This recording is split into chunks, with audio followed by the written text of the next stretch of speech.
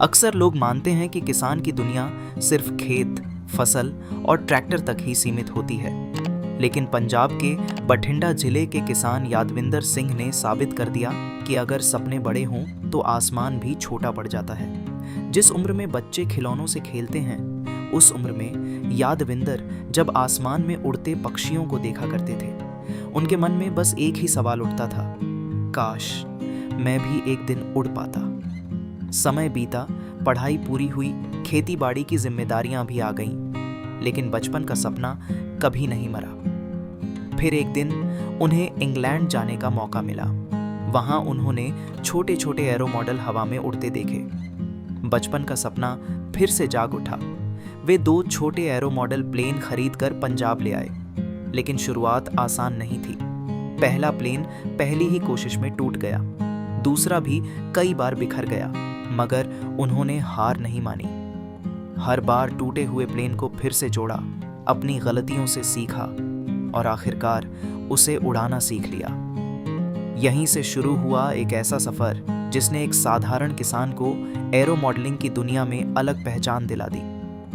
उन्होंने दिल्ली के all India aero modeller institute का स्टडी मटेरियल मंगवाया, गूगल, यूट्यूब और विदेशी मैगजीनों से फ्लाइंग थ्योरी सीखी, दिन में खेती करते और रात को अपने सपनों पर काम करते। कई रातें ऐसी भी गुजरी जब वे रात 10 बजे से सुबह 4 बजे तक अपनी वर्कशॉप में मॉडल प्लेन बनाते रहे। रास्ते में मुश्किलें भी कम नहीं थीं। कई मॉडल बनते बनते टूट गए, विदेश से मंगवाया गया सामान कस्टम में फंस गया।